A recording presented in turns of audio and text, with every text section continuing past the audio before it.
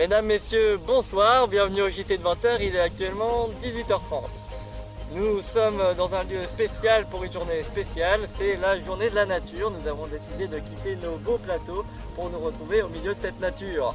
Aujourd'hui, nous allons aborder plusieurs sujets dans ce JT spécial nature.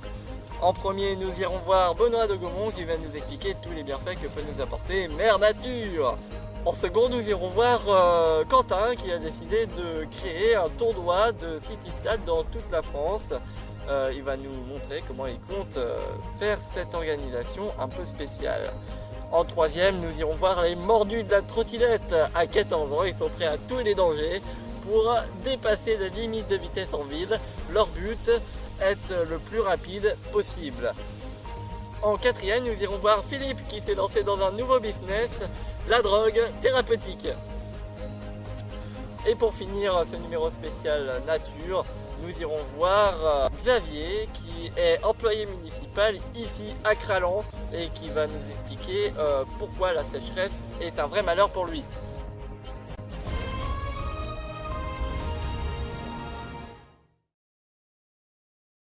Pour ce premier titre, donc comme je vous l'ai dit dans le sommaire, nous allons rencontrer Benoît de Gaumont qui va nous expliquer les bienfaits de la nature. C'est en Bretagne que nous retrouvons Benoît de Gaumont, expert en nature. Eh bien, bonjour à tous, c'est Benoît de Gaumont et aujourd'hui je vais vous parler des bienfaits de la nature et de notre jolie nature qui nous entoure. Suivez-moi. Là, nous avons donc les premiers types de nature, tout ce qui est défection animale, donc une merde, tout simplement. Je dirais un chevreuil, un chien, pourquoi pas. Ensuite, nous avons plusieurs et divers arbres. Donc là, nous voyons bien, c'est de l'érable, avec ces belles nervures là, observez. Voilà. Faut pas arracher la nature. Et donc prenez-en bien soin de nos arbres parce qu'ils aspirent notre oxygène pour ressortir de la photosynthèse. Donc c'est super important, ça nous permet de respirer. Donc là nous avons le fruit de cet arbre. Attendez, je vais l'arracher. Voilà. Donc ça c'est une couille d'érable. Donc parfait pour faire des parties de tennis endiablées. Donc ensuite en fait ça ne nous sert pas à grand chose à part à rien. Voilà, à rien. Ensuite suivez-moi, nous allons voir d'autres types d'arbres. Ah oui aussi j'ai oublié de vous présenter des fleurs très importantes qui se trouvent juste là, au plus près de nous. Des pissenlits, on les voit qui subissent malheureusement la sécheresse. On voit comme l'herbe qui est vraiment très sec. Donc nos petits pissenlits, ils servent à faire joli. Voilà. Et vous savez pourquoi sont-ils jaunes? Je vous laisse répondre sur mytef4.news. Merci. Je vais vous parler donc des petits arbustes. Donc ceux-là, c'est la commune donc, qui les a mis en place un peu partout, on peut voir, parce que nous sommes dans une ville Cralan qui est assez quand même, il y a beaucoup de population quoi. Donc on a rajouté un peu de verdure, un peu là, un peu là, un peu là, et on peut aussi retrouver des champs. Donc maintenant on va se diriger vers les champs. Je me suis arrêté en chemin pour vous montrer ce qui m'agace fortement, les objets qui ne viennent pas de la nature. Comme on peut le voir, non, on montre pas l'adresse. Voilà, tu mettras un floutage, Maurice. Ça, c'est pas naturel. Et merde, ça m'énerve, quoi. On voit bien, pas nature, c'est vert, ils ont essayé de le fondre dans la masse. Sauf que moi, je préfère voir des belles fougères, comme celle-là. Au moins, on peut se faire des petits colliers. Voilà, on se retrouve dans le champ de maïs.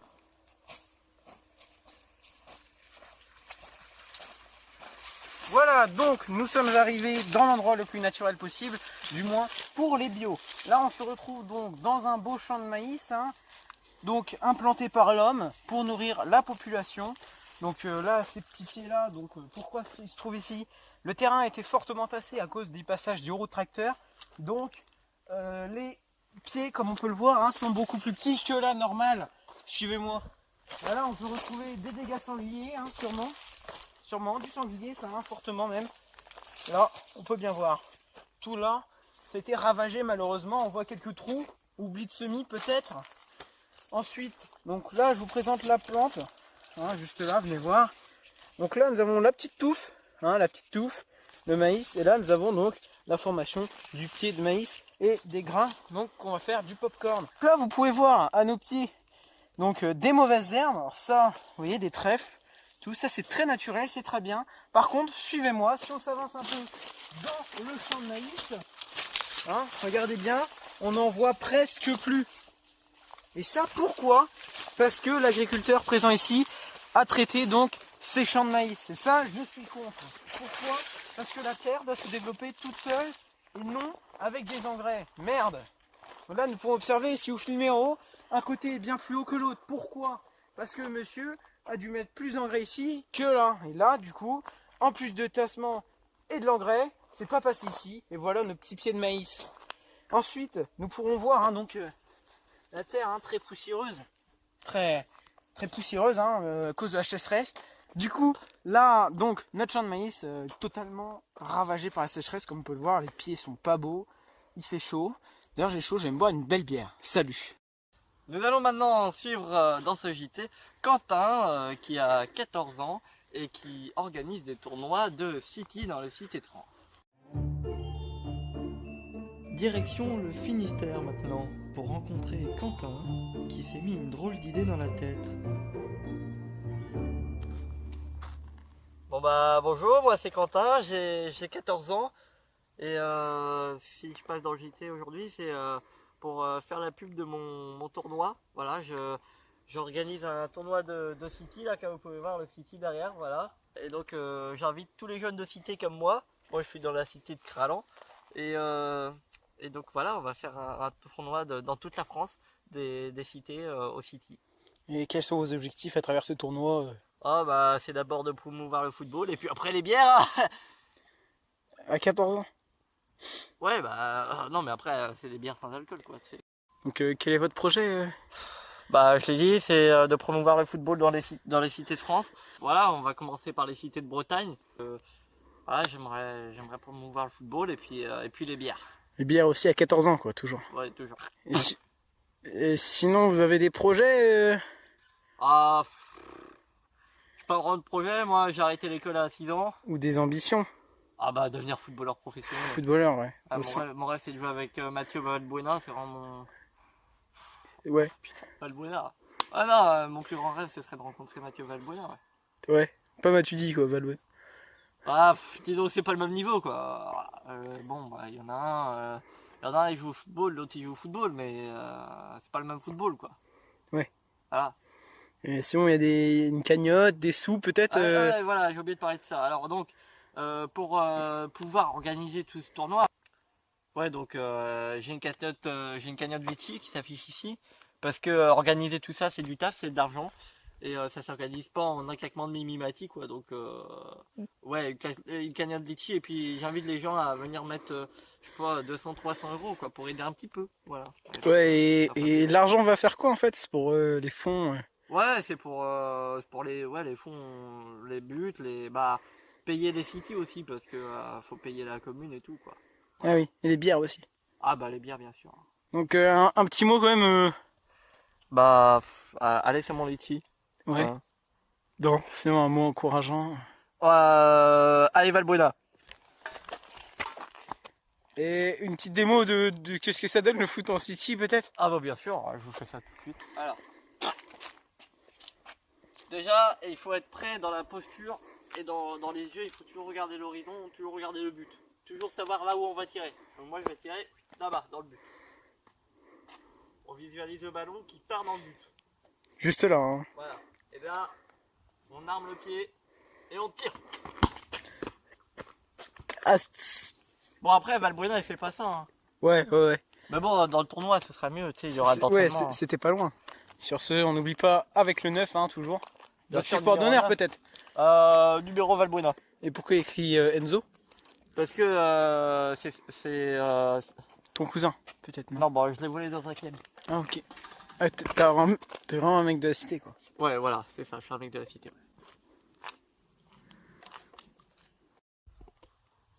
Nous allons maintenant parler d'un fléau qui s'est installé dans la ville depuis peu, les adolescents trottinettistes qui roulent à des allures vives pour dépasser toutes les vitesses au risque de leur vie et de leur santé. Direction Paris maintenant, où nous rencontrons un jeune homme qui contourne les lois avec sa trottinette. Pour préserver son anonymat, nous avons décidé de l'appeler Marie-Jeanne.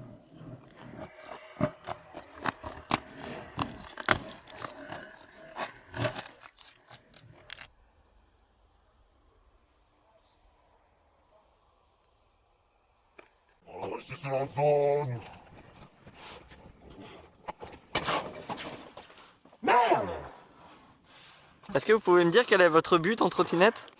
Adrénaline, sensation, tout ça.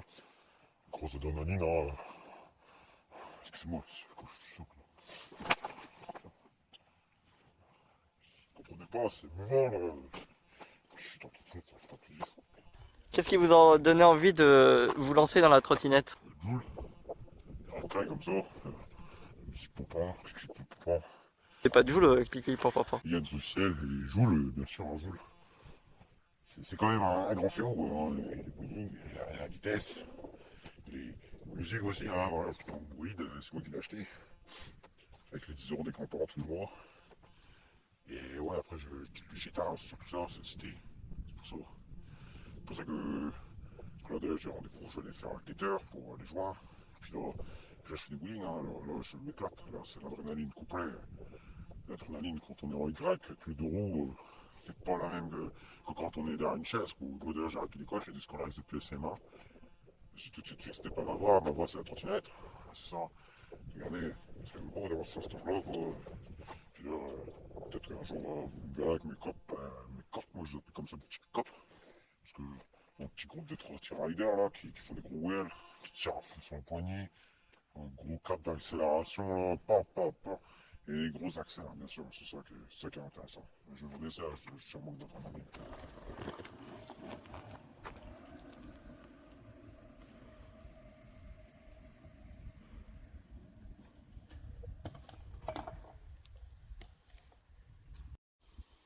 Nous allons maintenant partir à la rencontre de Philippe qui en janvier 2021 a décidé de se lancer dans un grand projet, créer de la drogue thérapeutique et la vendre dans toute la Bretagne. Se soigner avec de la drogue, ça peut vous sembler complètement fou. Pourtant Philippe l'a fait et il va nous montrer comment. Bonjour Philippe. Ah bonjour, vous allez bien? Vous allez bien? Ça va? Déjà bonjour tout le monde. Alors je me présente, je m'appelle Philippe, j'ai 20 ans et aujourd'hui je vais vous présenter mon commerce, voilà mon petit commerce à moi. J'ai décidé en janvier 2021 de me lancer dans le commerce de drogue thérapeutique. Alors suivez-moi, je vais vous montrer tout ça. Alors voilà, c'est là que ça se passe. Au milieu des champs de maïs parce que bon, avec la police il y a des histoires, faut pas qu'ils voient ça. Donc vous voyez une feuille typique de bœuf thérapeutique, voilà. C'est notamment pour soigner les rhumes, ça peut soigner le coronavirus aussi. Mais bon, on est encore en train de faire des tests, hein, c'est pas très abouti. Alors voilà, par contre vous voyez les insectes là, ouais parce que oh, putain, je vais m'énerver là. Là je vais. Ces connards d'insectes là, commencent à me casser les. Regardez, ils mangent mon commerce, ils mangent mon commerce. Ouais, donc je disais, les insectes, ils ont bouffé mes feuilles. Et c'est pour ça, faut tout le temps en surveiller parce que après, moi je peux pas vendre ça, je peux pas faire d'argent sur ça moi. Là l'insecte il a dansé la Macarena dessus, c'est pas possible, regardez le trou. Et puis là le Covid va se propager hein. Ah bah bien sûr, à ça trouver le remède contre le Covid et puis putain ça me casse les couilles quoi. Alors voilà, donc le champ le placement du champ sera évidemment tenu secret pour des raisons simples et évidentes. Donc, je vous montre, vous prenez un petit morceau de feuille comme ça, vous l'enroulez un petit peu, voilà comme ça, c'est parfait. On l'enroule. Il n'y a pas de conservateur hein. Ah bah alors là c'est totalement bio, vous trouverez pas plus bio que bio, voilà. Après vous pouvez le sniffer, le manger, moi je préfère le sniffer perso. Ah, là on retrouve toute la saveur. Bon il y a un peu la sécheresse mais ça... Comment dire, il y a un petit goût humide qui fait plaisir en ces temps de sécheresse. Et donc ces feuilles là que je viens de travailler, je les vends sur mon site, sur labeuserie.com qui s'affiche ici. Vous trouverez de la bœuf à tout prix. C'est un commerce légal Très légal, cherchez pas les emmerdes. Il n'y a pas plus légal que légal quoi. Voilà, il n'y a pas plus légal que moi, tu vois. La légalité c'est moi. Et ça du coup, comme vous l'avez dit, remède pour le coronavirus. Ouais voilà, alors mon but c'est aussi d'aider l'humanité à aller mieux, bien sûr. Donc pour ça, j'ai découvert que ça pouvait soigner le coronavirus. Et est-ce que professeur Raoul a prononcé son avis là-dessus? Non mais professeur Raoul, c'est personne ce gars-là et il raconte des conneries tout le temps. Il est venu tester notre truc, hein. Ça a marché sur lui, parce qu'il avait le corona. Il a mangé ça, il l'avait plus. Mais ça, évidemment, il l'a dit à personne. Pas de soucis sur l'organisme ou... Bon, on a eu 2-3 décès, mais c'est des cas exceptionnels. Oui, c'est un taux de perte, quoi. C'est normal. Voilà, on a eu 3 décès sur 4 personnes, donc c'est rien. Plan, comment ça se passe? Plantation, tout ça. Alors, en fait, je plante dans une forêt qui est pas loin. Mais là, aujourd'hui, on peut pas y aller pour des raisons évidentes. Donc, une fois que c'est arrivé à maturité, je les coupe et puis je les emmène dans le champ le plus proche que je vois, quoi. Du coup, vous avez un camion ou il y a une usine, carrément? Une 103, voilà. Je sais pas si vous voyez ce que c'est. Voilà, Si. Voilà, et Totalement. puis je transporte tout en 103 quand c'est à l'autre bout du monde, évidemment, je vais pas en 103, je vais en 103 jusqu'à l'aéroport. Et puis à l'aéroport, je m'occupe pour arranger les affaires. Oui. On dit. Merci mon cher Philippe, je vous dis à De la rien, prochaine. c'était un plaisir de vous C'était un accueillir. plaisir, moi aussi. Voilà. Allez, au revoir. Au revoir. Et pour finir ce numéro spécial nature, nous irons voir Xavier qui est employé municipal ici à Cralan et qui va nous expliquer pourquoi la sécheresse est un vrai malheur pour lui. La sécheresse a frappé toute la France et a notamment compliqué la vie d'un homme, Xavier, employé municipal à Cralan. Alors Xavier, vous êtes employé ici à la mairie de Cralan.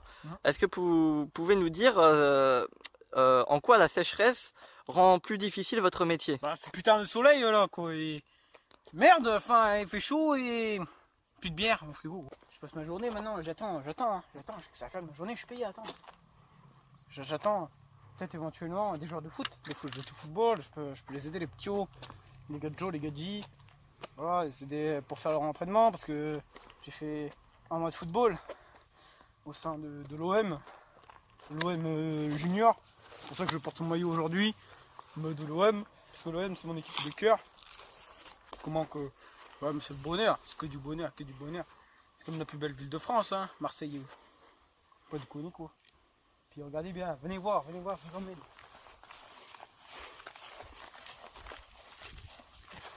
Voilà. Et comme vous pouvez voir, la sécheresse, hein. Voilà, je me rendais pas compte de ça avant. C'est grâce à mon ami qui aime la nature, d'ailleurs, qui habite à Calan. Je crois qu'il va passer en votre JT de merde, JT de TF4. Et voilà quoi. Si on pour soutenir la mairie de Cralan financièrement, j'ai ouvert une cagnotte Raikkonen, hein. Une application chinoise que je connais pas, que j'ai appris à l'OM. Hein. Comment que je bagaye, je bafouille. Pigeon. Cette beauté à Cralan, qu'est-ce qu'on construit là quand c'est un beau bâtiment, je sais pas ce que c'est, je me renseigne pas. Je me renseigne plus sur l'OM. OM, hein. Dans l'OM qui a la Tour Eiffel, hein. Ça rappelle, l'OM, c'est celui qui a le plus beau bâtiment de France, hein. Quand même, la Tour Eiffel, très touristique, hein, aussi. Moi, j'aimerais bien jouer, au début, vous voyez, le champ là-bas, là. Mon collègue Colo, ouais, je penserais pas, moi, j'aimerais bien tout raser et faire la Tour Eiffel de l'OM. D'ici. Ouais, parce que c'est quand même ma ville de cœur, hein. Vous voyez, le poteau là, moi, je grimpais en haut quand j'avais 4 ans, quoi. Ouais. Bon, après, je peux vous parler un peu de ma vie sentimentale. Ma femme, ma collègue, surtout ma voisine, Viviane, 69 ans, un amour, j'ai accouché avec elle 2 fois, ouais. Je l'ai aidé à se coucher plus tôt. Mais bon, voilà, revenons à Cralan, parce que la vie sentimentale c'est quand même dur. Bah la sécheresse surtout, ouais. Voilà. Ça me rappelle des trucs, hein. Ouais. Elle est pas décédée, hein, non. C'est son poisson de compagnie qui est mort, ça me choque. Bubule. La sécheresse, ouais, putain de soleil de merde. Ça commence à me péter. Merde. Ouais. Regarde ça, le gadjo. Le gadjo il chauffe trop là. Faut arrêter, faut arroser. Arroser le terrain de foot. Sinon, Marseille, ils refuseront jamais de jouer là. Hein. Ah ouais. Oh, parce que là, par Cralan et Crolan, personne d'autre. Hein. Si, les petits jeunes, les petits gadjos, que j'attends toute la journée, hein, il y en a que 2. Ouais, je pense qu'ils sont partis, je peux pas mis, je vois plus, mais. Le filet à mes. L'OM quoi. Comment vous voulez que l'OM joue là-dessus? Il n'y a même pas de gradin. Bah oui, c'était trop chaud, on peut pas sortir les gradins quoi. Moi, je vais me renseigner, parce que Guigui il a dit Binous à 18h, il est déjà 19h. Je vous laisse. Bien, c'est déjà la fin de ce JT, merci d'être toujours aussi fidèle. Je vous retrouve la semaine prochaine, enfin dans de vrais studios et pas dans cette nature de merde.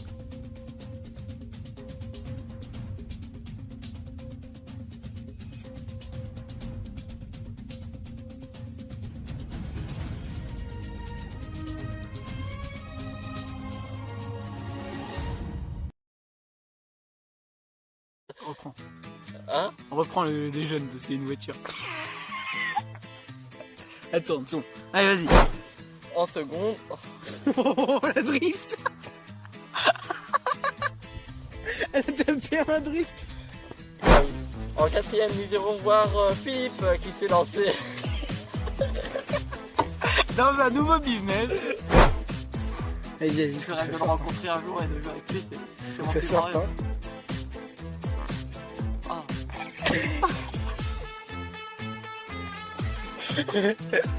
Pour pouvoir organiser tout ce tournoi, parce que ça fait pas de ça en attaquement de minimatique.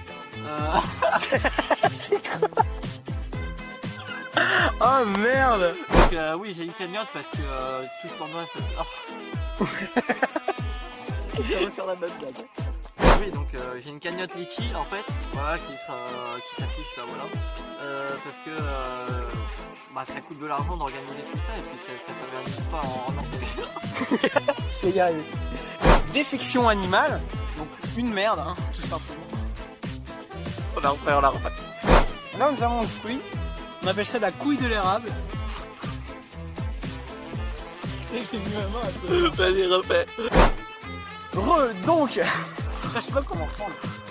Très poussiéreuse, hein, à cause de la sécheresse. Sécheresse.